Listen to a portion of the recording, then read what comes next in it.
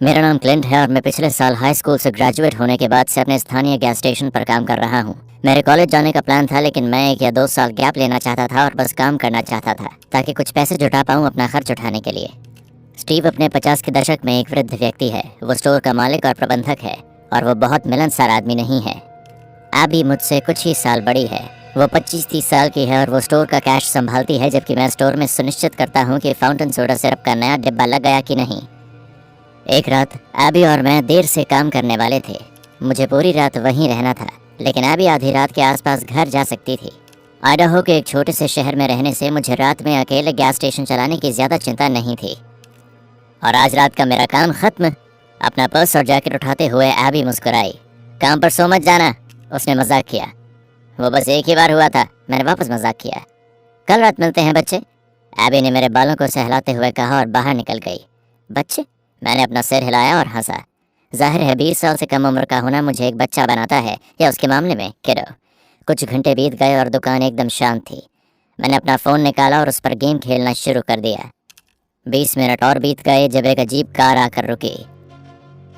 ये एक सफ़ेद रंग की कार थी और पीछे की खिड़की के स्थान पर 2 बड़े पालतू वाहक थे।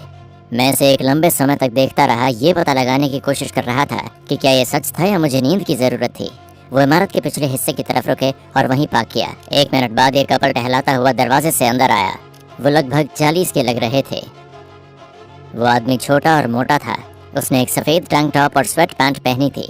वो महिला लंबी और सुडौल थी। उसने चमकीले गुलाबी रंग का टैंक टॉप और योगा पैंट पहन रखी थी, जो उसके लिए बहुत छोटे थे। उनकी आंखें लाल थीं और वो ऐसे पेश आ रहे थे मानो कोई नशा कर रखा हो। मैंने तुरंत 911 डायल करके रेडी मोड में अपना फ़ोन अपनी जेब में रख लिया।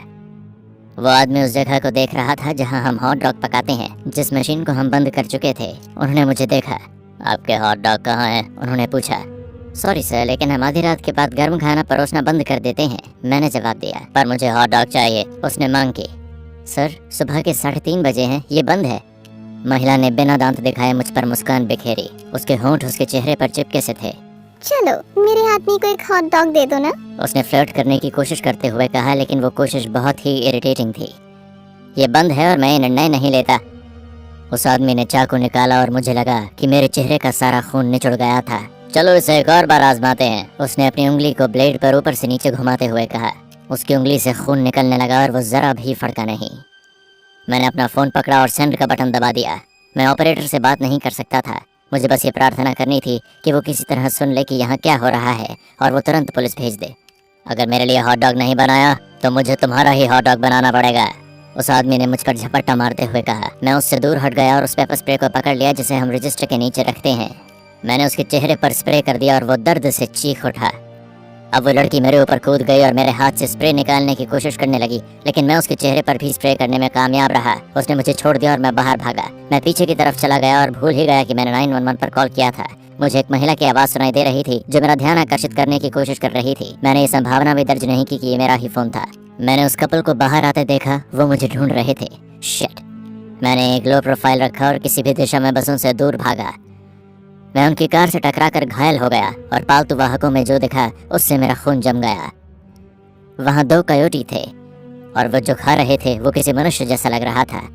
मैंने चारों ओर नजरें घुमाई और मुझे एक जाना पहचाना सा बैग दिखा। हे भगवान, नहीं, एबी! मुझे लगा कि मेरे सिर पर पीछे से किसी ने कुछ मारा और फिर मैंने पुलिस सायरन की आवाज़ सुनी। मैं अगले दिन अस्पताल के बिस्तर पर उठा। मुझे पता चला कि मेरे बॉस स्टीव की कुछ घंटे पहले हत्या कर दी गई थी और उसके बाद एबी की। बात ये निकली कि वो लड़का स्टीव का चचेरा भाई था और वे एक साथ गैस स्टेशन चलाते थे। नशे की आदत के कारण स्टीव ने उसे निकाल दिया और उसका नाम वसीयत से हटा दिया। ये पागल लड़का जाहिर तौर पर बदला लेना चाहता था, इसलिए वो और उसकी गर्लफ्रेंड आज रात हम सभी की हत्या करने के लिए आए थे। मैं फिर काम पर कभी वापस नहीं गया और वो गैस स्टेशन भी बंद हो गया। मैं स्कूल गया और फिर कभी पीछे मुड़कर नहीं देखा।